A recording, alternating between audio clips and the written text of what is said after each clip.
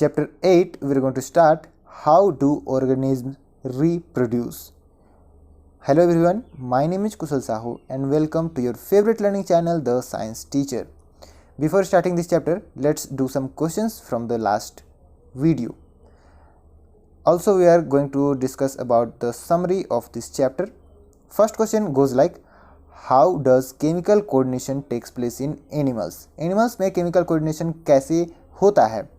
तो जैसा कि हमें पता है कि केमिकल कोऑर्डिनेशन एनिमल्स में हार्मोन्स के थ्रू होता है। हार्मोन्स डिफरेंट टाइप्स के होते हैं, वो अपने अपने ग्लैंड से रिलीज होते हैं। हार्मोन्स हमारे बॉडी में फिजियोलॉजिकल प्रोसेसेस को रेगुलेट करते हैं।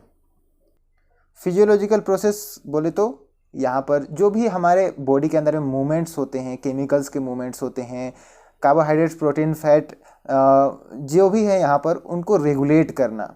ऑलराइट, तो ये सब इन्हीं हार्मोन्स का काम होता है। केमिकल कोऑर्डिनेशन इसी के थ्रू में यहाँ पर होता है। तो हार्मोन से अगर केमिकल कोऑर्डिनेशन होता है तो उसे हम कहते हैं कि वो एंडोक्राइन सिस्टम के अंदर में आता है। तो एंडोक्राइन सिस्टम और हमारा नर्वस सिस्टम आपस में मिल करके कंट्रोलर कोऑर्डिनेशन हमारे बॉडी में करते हैं। क्वेश्चन नंबर 2 में आते हैं, why is the use of iodised salt advisable? Advisable क्यों होता है आयोडाइज्ड सॉल्ट को खाने के लिए, आयोडीन युक्त नमक? तो इसीलिए क्योंकि आयोडीन हमारे बॉडी के लिए काफ़ी इंपॉर्टेंट है, क्योंकि आयोडीन के होने से हमारा जो थायराइड ग्लैंड है वो थायरोक्सिन हार्मोन रिलीज करता है, जो कि थायरोक्सिन हार्मोन हमारे बॉडी के अंदर में कार्बोहाइड्रेट्स, फैट्स या फिर प्रोटीन्स, इन सभी को रेगुलेट करने का काम करता है। और अगर ये सही अमाउंट में रिलीज ना हो तो डिफरेंट टाइप्स ऑफ जो है प्रॉब्लम्स हो सकती है, जैसे घेघा रोग हो सकता है, यानी कि स्वेलिंग नेक पर हो सकती है। इसीलिए यहाँ पर जो थायराइड ग्लैंड है उसे सही मात्रा में जो हार्मोन्स रिलीज करना होता है वो आयोडाइज्ड सॉल्ट खाने की वजह से हो जाता है। क्वेश्चन नंबर 3 में आते हैं, how does our body respond when adrenaline is secreted into blood? तो ब्लड में अगर एड्रेनलिन सीक्रेट हो गया है तो वो हमारा बॉडी को क्या कर देगा, हमारे बॉडी में क्या रिस्पॉन्स आएगा? तो सबसे पहले मैं बता दूं कि एड्रेनलिन यहाँ पर रिलीज तब होता है जब हम ऐसा सिचुएशन में आते हैं जब हम कहीं डर जाते हैं या फिर हमें स्ट्रेस होता है या फिर कुछ डेंजर हम सामने में देखते हैं। तो उस वक्त क्या होता है, दिल की धड़कन बढ़ जाती है, हम जो से सांस लेने लगते हैं, सांस फूलने लगता है। ऑलराइट, हमारा डायफ्राम कॉन्ट्रैक्ट होता है, रिलीज होता है, कॉन्ट्रैक्ट होता है, रिलीज होता है। ऑलराइट, तो ऐसे सिचुएशंस में हमारे बॉडी में ऐसे चेंजेस होते हैं कि ऑक्सीजन का मात्रा हमारे जो बॉडी है उस पर बढ़ जाता है, क्योंकि हम बहुत तेज़ी से सांस लेने लगते हैं। और जो ब्लड है वो ब्लड ऐसे मसल्स पर, ऐसे मस्कुलर टिश्यूज़ पर चले जाते हैं जो हमें भागने या फिर कुछ ऐसा एक्टिविटी करने में हेल्प करे जो उस सिचुएशन से हमें निकाल दे। इस वक्त अगर आप ब्लड प्रेशर मापोगे तो ब्लड प्रेशर आपका हाई हो जाएगा, आपका बॉडी ज़्यादा अमाउंट ऑफ ब्लड को पंप कर रहा है, ज़्यादा तेज़ी से पंप कर रहा है, इसीलिए हाई हो जाएगा। और जब ये यहाँ पर रिलीज होता है तो रिलीज होने से तुरंत ब्लड के थ्रू ये पूरा सर्कुलेट हो जाता है बॉडी के ईच एंड एवरी पार्ट पर। ये एक हार्मोन है जो कि एड्रिनल ग्लैंड से रिलीज होता है। ऑलराइट, तो ये क्या करता है, फिर से जब ब्लड प्रेशर वगैरह हाई हो गया, ये सब हो गया, तो ये क्यों हुआ?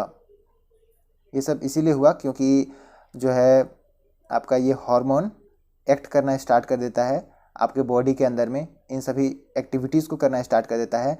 जो रिब मसल है, डायफ्राम है, उसे वो कॉन्ट्रैक्ट करना स्टार्ट कर देता है, रिलीज़ करना स्टार्ट कर देता है बहुत तेज़ी से।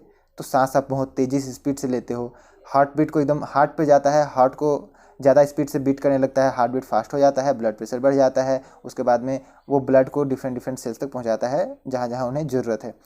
चलिए आगे बढ़ते हैं क्वेश्चन नंबर 4 पर, why are some patient of diabetes treated by giving injection of insulin? Insulin का इंजेक्शन कुछ पेशेंट्स को क्यों दिया जाता है जो कि डायबिटीज़ से पीड़ित हैं? तो डायबिटीज़ यानी कि ऐसे सिचुएशन जब ब्लड में शुगर का लेवल ज़्यादा हो जाए, तो ऐसे पेशेंट को क्या कहा जाता है कि आप शुगर वाले चीज़ों को मत खाओ, है ना।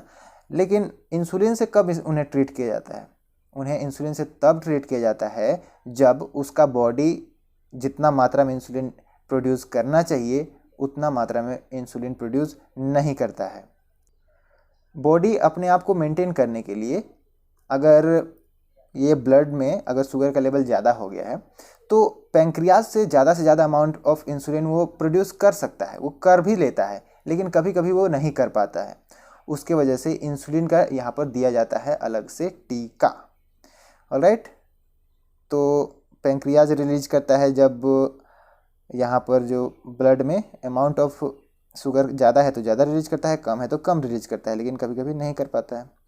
चलिए आते हैं समरी में इस चैप्टर का। कंट्रोल एंड कोऑर्डिनेशन जो है ये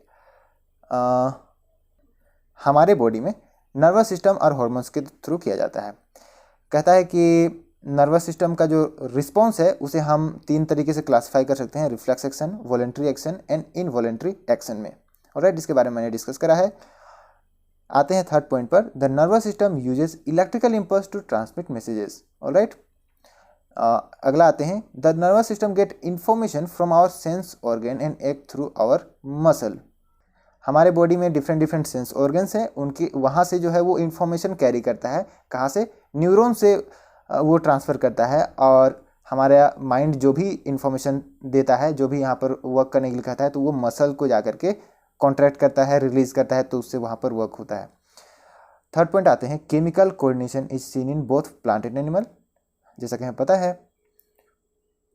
हार्मोन्स जो कि प्रोड्यूस होते हैं वो एक पार्ट से दूसरे पार्ट हमारे बॉडी में जाते हैं जहाँ पर उन्हें इफेक्ट देना होता है उस हार्मोन का, तो वो मूव करते हैं।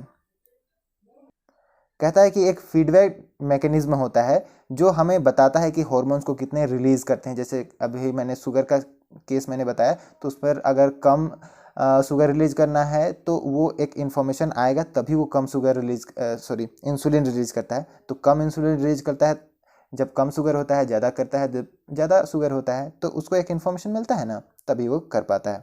चलिए आते हैं, हाउ डू ऑर्गेनिज्म रिप्रोड्यूस। तो मैं इसे आपके आंखों में स्ट्रेस ना पड़े इसलिए डार्क मोड पर कर देता हूँ यहाँ। ऑलराइट, स्टार्ट करते हैं। कहता है कि सबसे पहले डिस्कशन स्टार्ट करने से पहले कि ऑर्गेनिज्म कैसे रिप्रोड्यूस करते हैं, हम ये क्वेश्चन खुद से पूछें कि ऑर्गेनिज्म रिप्रोड्यूस क्यों करते हैं, जबकि ये तो इसेंशियल लाइफ प्रोसेस नहीं है। इसेंशियल लाइफ प्रोसेस में तो आते हैं न्यूट्रिशन, रेस्पिरेशन, एक्सक्रीशन, ये सभी। अगर कोई रिप्रोडक्शन का प्रोसेस ना भी करें तो भी तो वो जीवित रह सकता है इजीली। और रिप्रोडक्शन की प्रोसेस पर काफ़ी एनर्जी भी वेस्ट होता है, यहाँ काफ़ी एनर्जी स्पेंड होता है, वेस्ट नहीं कहूँगा, स्पेंड होता है। सो क्यों ये जो है आपका काफ़ी इंटरेस्टिंग क्वेश्चन है, इसे आप क्लासरूम में डिस्कस करो। What, classroom? कोरोना में क्लासरूम कैसे हो सकता है? हो रहा है, आप यहाँ पर कमेंट पर डिस्कस करो, I will reply, I am waiting. चलिए जल्दी कीजिए। क्यों करते हैं ऑर्गेनिज्म रिप्रोड्यूस? क्यों करते हैं ऑर्गेनिज्म रिप्रोड्यूस? तो आपने जो भी जवाब दिया होगा, कुछ भी आंसर हो सकता है, लेकिन एक बात ऑब्वियस है कि हम किसी को देखते हैं तभी जब वो रिप्रोड्यूस होकर कहीं से आया हुआ है। ऑर्गेनिज्म रिप्रोड्यूस करते हैं तभी हम अपने आसपास में इतने डाइवर्सिटीज़ देखते हैं, इतने टाइप ऑफ एनिमल्स देखते हैं, इतने टाइप्स ऑफ प्लांट्स देखते हैं, इतने टाइप्स ऑफ ह्यूमन बींग्स देखते हैं। सो यहाँ पर अगर कोई एक प्रकार का जीव रिप्रोड्यूस ना करे तो उसका एग्जिस्टेंस कुछ दिन में ख़त्म हो जाएगा। वो खुद तो कुछ दिनों में ओवर हो जाएगा, उसका खेल ख़त्म हो जाएगा, उसके बाद में उसका नेक्स्ट कोई आगे है ही नहीं। ऑलराइट, तो इसीलिए यहाँ पर रिप्रोडक्शन करना ज़रूरी हो जाता है।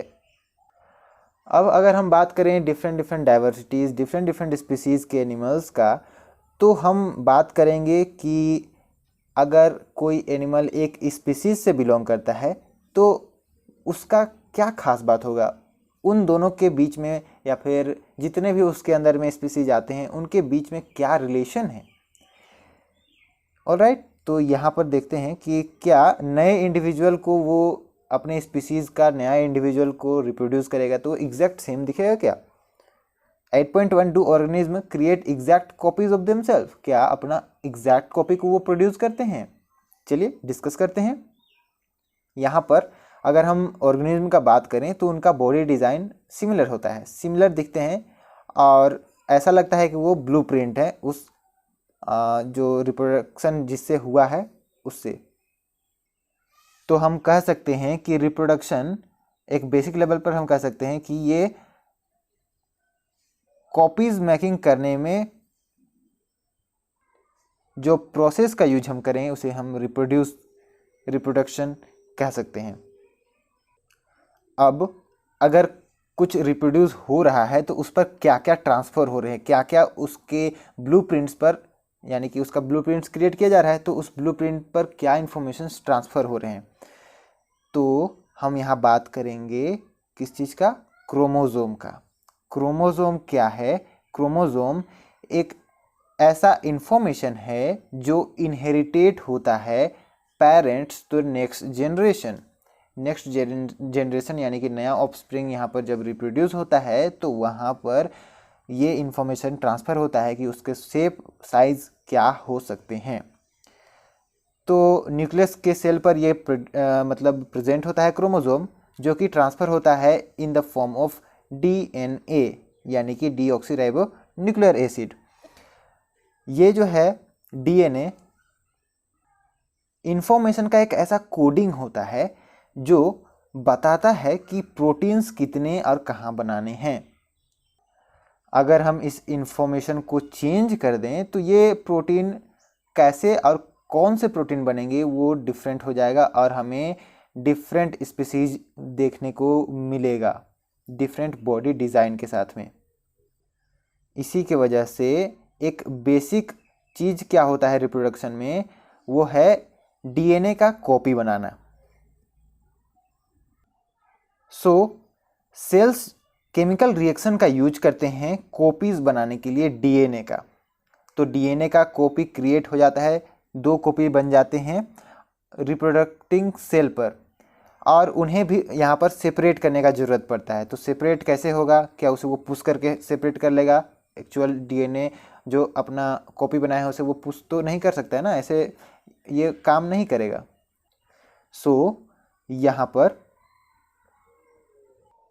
DNA का कॉपी करने के साथ साथ वो एक एडिशनल सेलुलर एपरेटस का भी क्रिएट यहाँ पर उसको भी क्रिएट करता है। अब ये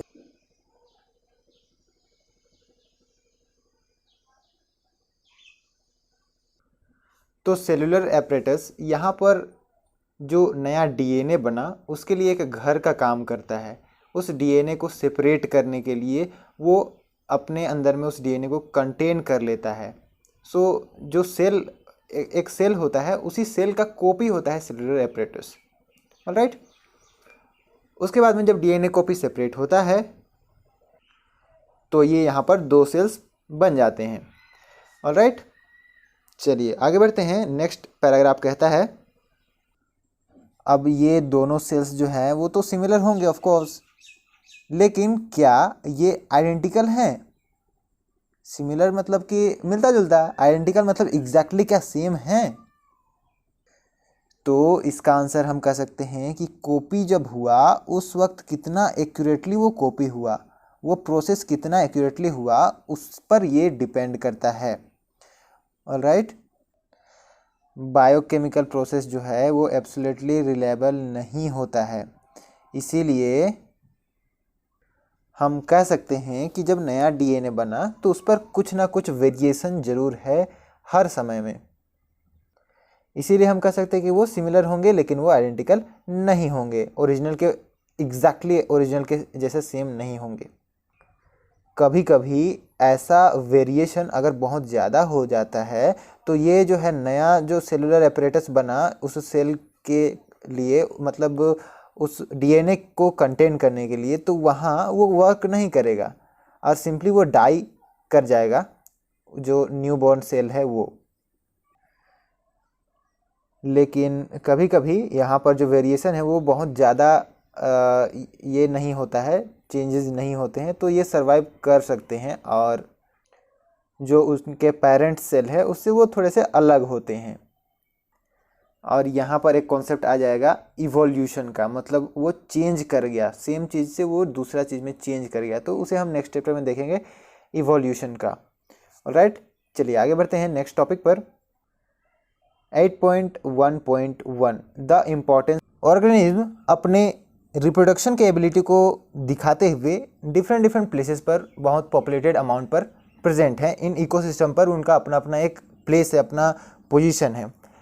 और ये जो डीएनए का कॉपी हुआ, जब न्यू स्पीसीज़ को उन्होंने बॉर्न किया, तो वो न्यू स्पीसीज़ भी अपने जो इन्वायरमेंट है उस इन्वायरमेंट के साथ में स्टेबल हो जाते हैं। तो रिप्रोडक्शन यहाँ पर लिंक करता है stability of population of species को।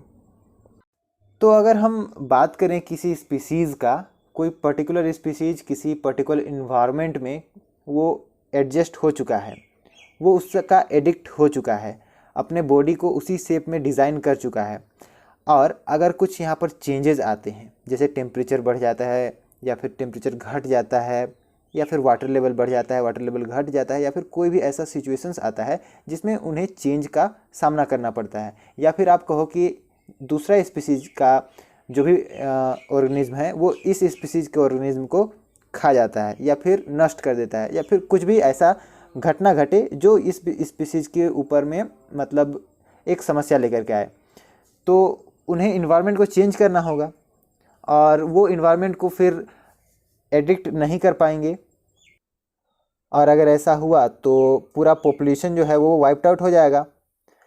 लेकिन कुछ इंडिविजुअल्स उसमें से जीवित रह जाएंगे इन पॉपुलेशन से, क्योंकि उन पर कुछ दूसरों जो वाइप्ड आउट हो गए हैं उनमें से कुछ वेरिएंट होंगे, कुछ यहाँ पर चेंजेस होंगे उन्हीं स्पीसीज़ के अंदर में, तो वो सर्वाइव कर जाएंगे। जैसे कि अगर हम यहाँ पर बात करें एक बैक्टीरिया का, तो बैक्टीरिया जो है अगर वाटर का टेम्परेचर बढ़ता है ग्लोबल वार्मिंग की वजह से तो वो मर जाते हैं, लेकिन कुछ कुछ यहाँ पर ग्रो हो जाते हैं, कुछ कुछ यहाँ पर जीवित रह जाते हैं, कुछ बच जाते हैं वहाँ से।